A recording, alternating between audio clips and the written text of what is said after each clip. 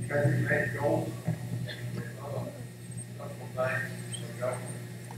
can't comment on individual customer kind of transactions. I want to ask for one more question because I don't want to end on that question. Here, I'm talking my book. I mean, I Right. own gold. I want, gold to trade in the free market. I want everything to trade in the free market. I want government to be limited and transparent and accountable. That's my book. I'm talking it. Everybody else can talk his own book, but at least you should acknowledge your own book.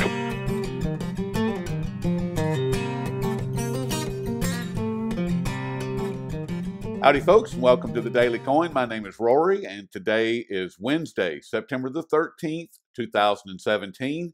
And I have on the line a gentleman that you all know. He needs no introduction, but I'm going to give him one anyway. He has been a great ally to the gold community for close to 20 years. He is a writer. He is probably one of the more serious researchers out there, because what he does is digs down into the minutia of all the garbage that is discarded by the governments and the gold cartel. And I'm speaking, of course, of the Secretary Treasurer of GATA, Mr. Chris Powell. Chris, welcome back. Oh, delighted to be with you, Rory. Well, I'm glad that you're here. We had originally scheduled this for yesterday, and we were having some technical issues, and here we are today. And I'm glad that we're in it. And I wanted to start with, throw out some breadcrumbs and see where it goes. Terry Duffy, Steve Mnuchin, Goldman Sachs, all talking higher physical gold prices. And just yesterday, Jeff Christian comes on to Kitco and says that within the next 2 to 3 years, that gold will be putting on an annual average higher price than what we saw in 2012, which was around 1670, and for the annualized average. And he also said during that interview that people should have between 27 and 30% physical gold holdings, and that if a person had done, the person would have had 27 to 30% of their portfolio in physical gold between 1968 and 2016, that their portfolio would have performed much better.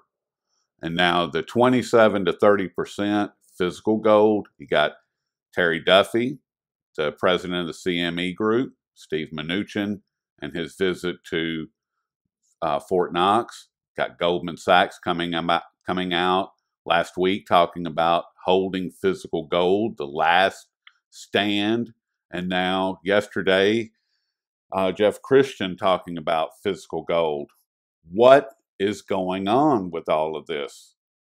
Well, either they truly think that gold is going up, or they truly know from central banks that the intervention is changing and gold will be allowed to go up, or else they're just trying to wrong foot all of us, prior to the next attack. I really don't know, Rory. I just think everybody's interest ought to be made clear when they make price predictions. And, I'm talking my book as a free marketer, somebody who believes that gold should trade freely, that it's an independent currency, and that's its great value to humanity. So, I'm certainly in favor of free trading gold and limited and accountable, transparent government, and that's my book. What's the book of these guys? Well, I wouldn't trust any of them as far as I could throw them, but they certainly do get our attention when they start making favorable remarks about gold. That they're not people you'd expect to speak favorably about gold. Yeah, when Goldman Sachs came out, I think it's been within the last 10 days or so, they came out and said that, physical gold was your last line of defense. It was just like, I put a comment on the article that I republished saying, time to really pay attention, because Goldman Sachs, they like to strip the Muppets of their wealth by telling them the exact opposite of the truth. I mean, they've done that a number of times. They've bet against their own clients and set them up. I mean, or am I wrong? No, you're not wrong. All the major investment houses play those games with the markets and side against their own clients. On the other hand, there's indications out of London from Andrew Maguire, the metals trader over there. He said that Goldman Sachs has changed sides in the gold price suppression scheme, and now they are getting along now. That's hearsay to me, and it's double hearsay to you and your listeners. But I'd like to believe that there's a change going on. We've been arguing for almost 20 years that they couldn't carry this suppression scheme off forever because there would be supply shortages eventually once central banks had disordered all that they had decided that they could afford to disord. I mean, the London gold pool collapsed in 1968 because central banks ran out of the gold they were ready to disord, and presumably that will happen sometime in the future. And just through the fiat money debt-based system is that you have to go through a devaluation of currencies and an upward revaluation of gold every so often to prevent interest expense from devouring the economy. So, I think someday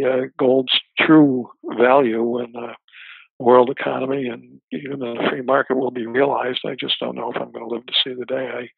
I hope so, but I don't really offer anybody any assurance about that.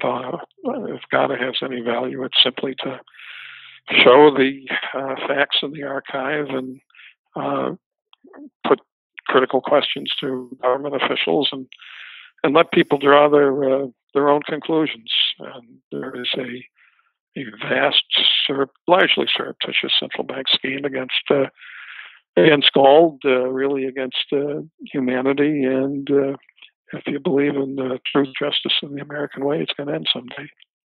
Well, I have to believe that it is going to end, and that it is going to end in our lifetime.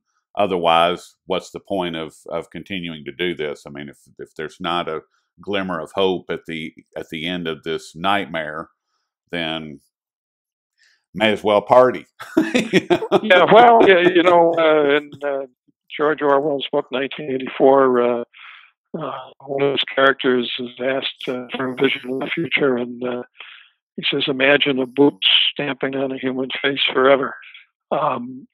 But I think we would have to try to resist that, even if we knew that we were not going to live to see the day of liberation. Somebody is going to be alive in the future, and what today, is going to determine that future. With some of our descendants will look back favorably on us if we remembered it all. Well, hope that's part of what part of my goal is to, when historians are looking back, hopefully they'll find something, some remnants of the daily coin and of Gada, and say, well, these people were trying. They were trying to get the message out and warn humanity about what's actually happening and what the truth of the matter is, and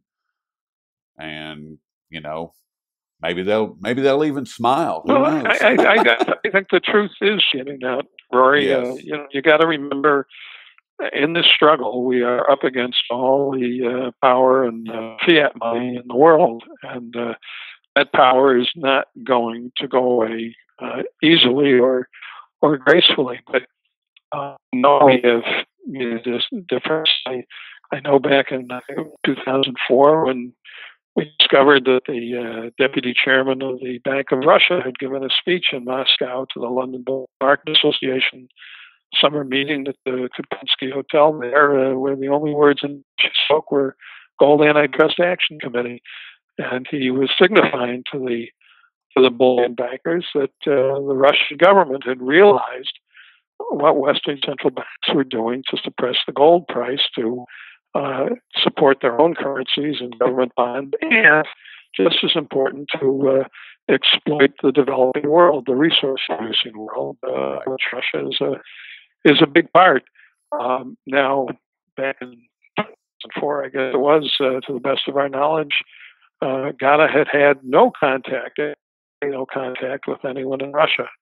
And nevertheless, all of a sudden, the deputy chairman of the Bank of Russia is talking about us in speech. Well, that signified that the government was watching us that long ago. So I'm very confident that many people have been informed by Ghana's work. I'm sure that most people in the mining industry know what's going on, but they are financially and politically situated so that they cannot acknowledge it. But I'm sure they know, and I think a growing number of investors knows. And I think, well, that all be decisive. I think it will hasten the day. It will increase physical offtake from the gold market, and thereby hasten the victory of physical over the paper prices that central banks have been able to control for the futures markets. Physical will rule one day. I firmly believe that, and I believe that the price discovery mechanism will be back in place, and the paper shenanigans are going to be put to rest because people are sick of it. They are waking up. It's a slow process, but it is a steady process. Yeah, well, it seems slow to us for the ordinary investors, the retail investors, but it is not at all slow for banks. We know not only is Russia aware of what's going on here, but we know from the WikiLeaks cables that included cables from the U.S.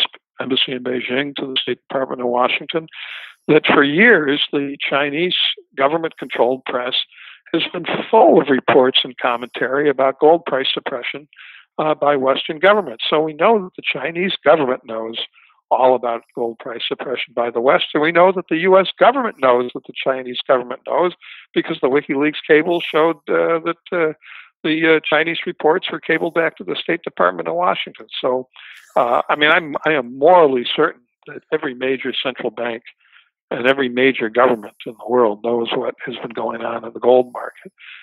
Indeed, a couple of U.S. economists, Paul Brodsky and Lee Quaintance, a few years ago wrote a long paper hypothesizing that the real central bank policy here has been for years to try to redistribute the world's gold reserves among central banks so that the big disproportionate holders of U.S. dollars in their foreign exchange and U.S. Treasury instruments in their foreign exchange will be hedged by gold for the inevitable devaluation of the U.S. dollar. Brodsky and Quaintance argued that gold bugs like you and me should shut up, stop complaining about central banks, because their real objective was to redistribute the gold more fairly among governments and then drive its price way up to reliquify those governments when the world reserve currency wasn't worth so much anymore.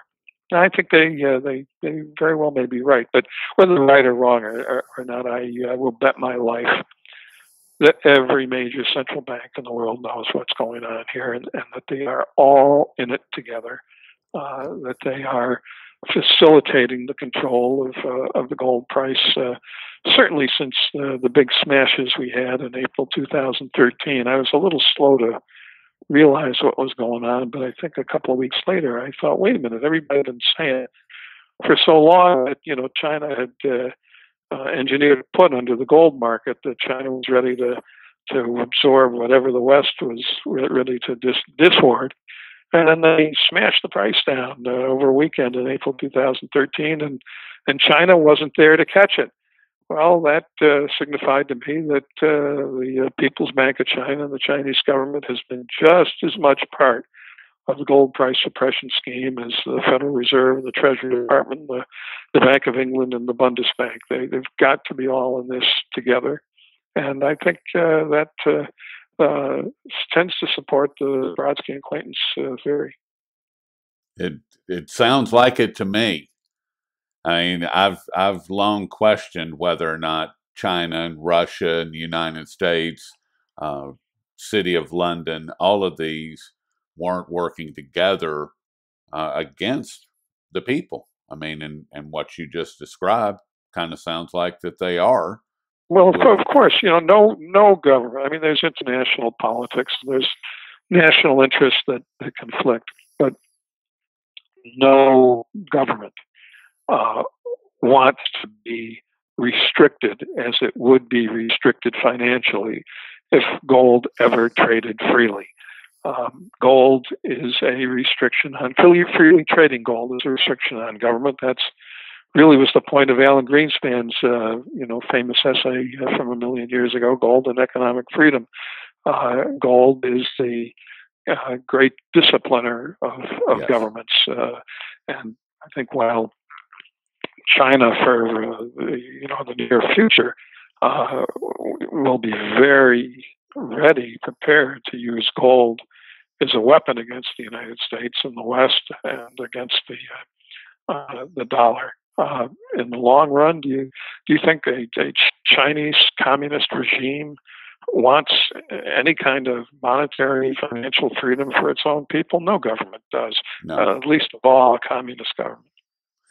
And speaking of financial weapons, the United States apparently threatened China earlier today with kicking them or locking them out of the SWIFT system.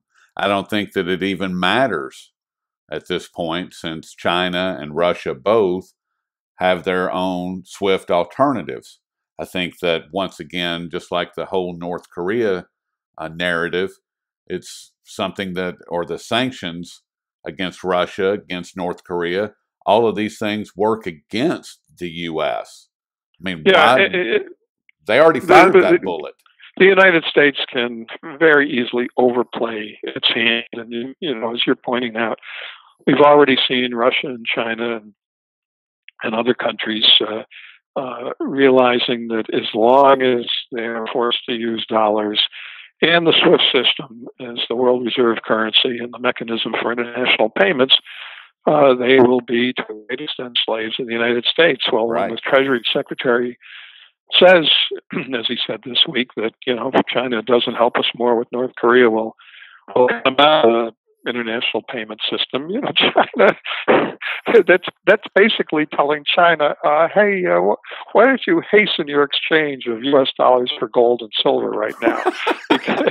Because the more dollars you hold and rely on, the more you're going to be a slave to the United States. There could not have been a more explicit invitation to China to transition to a monetary metals-based financial system than was issued by the Treasury Secretary this week. We might have been getting away with that 15, 20 years ago, but I realize that if they do not want to be slaves of the United States anymore, if they want some of their own sovereignty, they're going to have to come up with their own money. And of course, there's always been a perfectly good, unbiased, impartial, fair international reserve currency, and that was gold, and it still is gold. And I really hope and believe that at some point in the future it will be gold again. It will be gold again as the international reserve currency, simply because nothing else can be fair. It's got to be some currency that is not issued by any one nation. It's got to be something that's diversified. I would agree. I couldn't agree more. I mean, and China has been very vocal about wanting to end the world reserve currency system because it doesn't work. And not only does it not work, it gives one country too much power and creates monetary issues like what we're experiencing right now. But But that's how it works. It doesn't work. It works to, enslave the world for the United States. Right. It works perfectly well. Yeah, it's great. It creates the developing world so that, here in America, we can have essentially a third of the population on welfare or one form of government assistance or another, where, we send around the world, paper dollars and electronic money and colored paper that we call treasury bonds. And in exchange, they send us cars and oil and refrigerators and cell phones. And, we just give them these theoretical assets. Hugo Salinas Price points out that until they spend their dollars, they haven't really been paid. So we've gotten these real valuable things from them, and they've just gotten these tickets of exchange.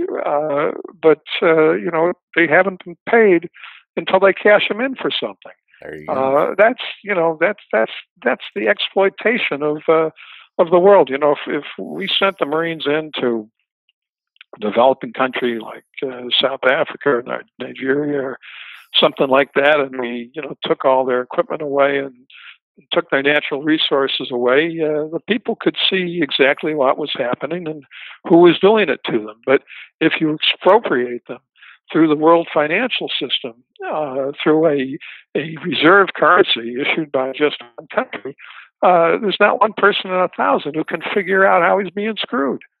Yeah. It hides the crime quite nicely. I want to ask you a question. I want to change gears a little bit. I want to get a little more personal with you, Chris. What has been the biggest or the number one lesson, Chris, that you have learned over the almost 20 years of researching the Federal Reserve, the Treasury, other government agencies around the world, as you and the members of GATA continue to expose their role in the gold price suppression scheme? What's been the biggest or the number one lesson that you've learned? Oh, well, it's stuff like, power corrupts. We're not living up to our ideals in this country. I think another thing that has been almost as disappointing to me is the cowardice, the uselessness of news organizations in the West that really fail to live up to journalism's ideals. They will not put a critical question to a government official about the rigging of the gold market. Perfect example came a month ago when the Wall Street Journal published on its front page a story quoting a bunch of GATA supporters, though they were not identified formally as GATA supported, but all of them were introduced to the Wall Street Journal reporter by GATA. And so the Journal publishes a story on its front page where all these GATA people are accusing the Federal Reserve and the Treasury Department of meddling in the gold market, swapping and leasing gold in order to keep the price down. And these people were quoted at length, except there was one problem. The Wall Street Journal, the highest news organization in the United States, decided with this story to violate the first rule of journalism, which is, to get the other side of the story. It had all these people accusing the Federal Reserve and the Treasury Department of doing something bad and doing something secret and meddling in the gold market. But never did the Journal reporter call up a Treasury Department or Federal Reserve official and give the government a chance to respond to the complaint. It would be as if, my newspaper printed a story, that said that, you raped and murdered 3 teenage girls in Montana 5 years ago, and we put it in the paper without calling you up and asking you, is it true? That's the first rule of journalism. And here on its front page on August 10th, the Wall Street Journal violated it because, unfortunately, the first rule of financial journalism in the United States is you can never put a critical question about gold to any government official. Right. Yeah, I remember that story quite well. I wrote about it, and not only did the Wall Street Journal violate the number one rule, they also painted it in such a way that made John Embry and James Turk and Ronan Manley look like conspiracy theorists. I mean, that was the slant within the article. I mean, and they actually used those words. It was really disappointing, to say the least, and the treatment that they gave to John Embry. It was just incredible. I mean, but that's mainstream media today. There is no media. There are only puppets that are on a payroll that do exactly what they're told and nothing else. They're not allowed to think. They're not allowed to respond. They only do what they are told, and that's it. They print. Yeah, well, you weren't the only person who got the impression. The purpose of that story was to, tell the Wall Street Journal's readers, hey, look at the wackos. But right. You know what? I'll still take it. Yes. I think our friends will know us, and a few people will have read that story and begun thinking. Maybe a few people will notice that the question was never formally put to any central banker or Treasury official, as I had been urging the Wall Street Journal reporter to do for a year and a half, and since she first contacted me, I think January 2016. Never once did she ever put a question to anybody in central banking about it. And I'm sure it was because she wouldn't be permitted to do so. But right. I'm glad we had that story, deficient as it was. It at least acknowledged on the front page of the Wall Street Journal the issue of gold market manipulation. Yes. It's a small start. Maybe in another 20 years there'll be some honest journalism somewhere, but I'll take it. Call me anything you want, just not late for dinner. See, and that's and that those breadcrumbs that we started with, I didn't even mention that, because that story came out in the Wall Street Journal, then Terry Duffy, then Mnuchin, then Goldman Sachs, and yesterday and today, Jeff Christian. So far in this decade, the optimal allocation in terms of the risk-reward profile of a diversified portfolio of stocks and bonds is 27 to 30% in gold. That's not to say that that's how much you should have. Right. Well, what we mean is that between 1968 and 2016, you would have done best if you had 27 to 30% of your portfolio in physical gold. You've got these. Now you have 5 points that all surround in these major media markets that all surround physical gold and what's going on, and I just think there's something very odd about that. And last question that I want to ask you, Chris, and that is, in your studied opinion, I'm not asking for any dates or anything of that kind, just your opinion.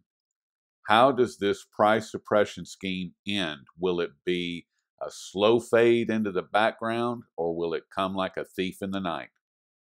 Well, for some time, I've been inclined to think that will happen overnight, because these things in the past have always happened overnight. There have been international currency revaluations from time to time, every 15 or 20 years or so. I think they're, as I said, inevitable in a fiat money based system to prevent interest expense from consuming the real economy.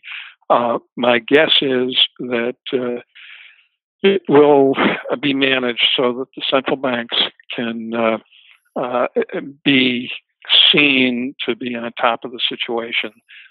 My guess is that when they have dishoarded all the gold that they are prepared to disorder, they have reallocated it sufficiently themselves, they will announce on Sunday night or Sunday evening Eastern time, just before the Asian markets open, that the central bank and Treasury officials have been, meeting in Basel, or the Bank for International Settlements is located, and they've decided, on a new currency arrangement. It may just be new currency exchange rates, which is what the previous revaluations have been, revaluation that raises gold to a substantially higher price.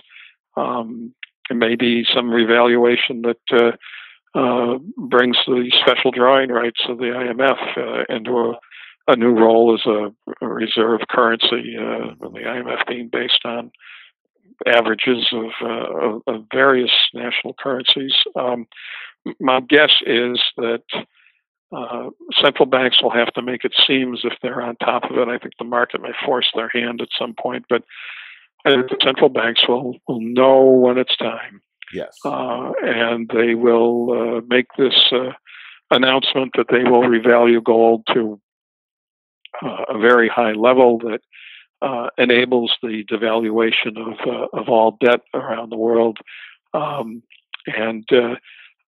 it induces gold holders to sell gold back to the government at these new higher prices. I mean, if Fort Knox is empty, I don't think the Treasury Department or the Fed care much about that, because at a substantially higher gold price, a gold price that's higher in real rather than just nominal terms than it is today, they can buy it all back.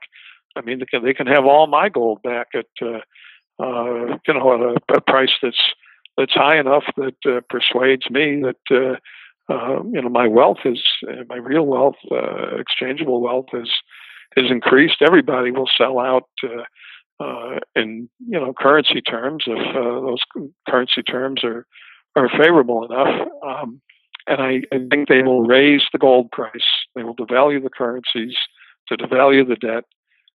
They will raise the gold price to a level that's high enough to sustain gold mine production, to really prevent more central bank gold distorting, and that will be high enough that central banks can hold that level on the gold price and begin another 50 years of gold price suppression, another cycle. Okay. All of that. That's just a guess, and that's a good guess. But they are not going to give up their power. No. Easily. No. The central banks run the world. The central banks, since they determine currency values, and since they determine interest rates, they are in effect determining the value of all capital, labor, goods, and services in the world. That's a comprehensively totalitarian system. Yes. And they are not going to give up their power easily. And I suspect as long as we permit central banking to operate as secretly and unaccountably as we do now, they will retain their power. It's unfortunate, but I agree wholeheartedly. It is a totalitarian system.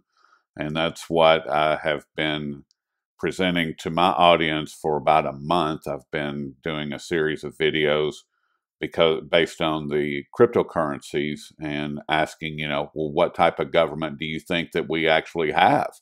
Not the one that they present, not the one that they tell you that we have, but the one that we actually have. And what you just said and explained makes perfect sense to me, that the central banks, all of their government enablers, are all in on it together, and it is a complete and total totalitarian system that determines our value and our sovereignty, period. They have complete at least, control. We still have, our freedom of thought, our freedom of speech, expression. Nobody shut you down yet. Nobody shut us down yet. This pushes the responsibility for the future back on all of us individually to do what we can to resist this totalitarian system. And you'd be surprised. You go through history, and a lot of times, the underdog has won.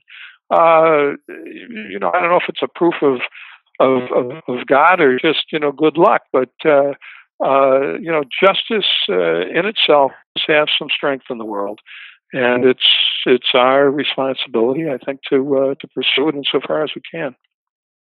Oh, I'm not throwing the towel in. I don't mean for it to sound like that at all. I mean, I'm still fighting, but the reality is that, and I think that you've actually even said this, is that we're fighting the most powerful, most well-funded people in the world. I mean, and that's a real fight that we have on our hands. I mean, Yeah. but Well, I'm the willing. power, I'm willing to do it. the power is government power, and here in the United States, it is still possible for us to take back government power to put it in new hands, and I I think it's worth fighting for, and I'm grateful to you for caring about it. Well, I do, Chris, and I'm not going to take up any more of your time, and I certainly appreciate all of your time and all of your wisdom that you've shared with us. And we've been speaking with Chris Powell, Secretary Treasurer over at GATA, and that's GATA.org. And if you haven't donated to support GATA, please consider doing so because their work is vitally important to us all. Chris, thank you so much for your time today. Oh, thank you, Rory.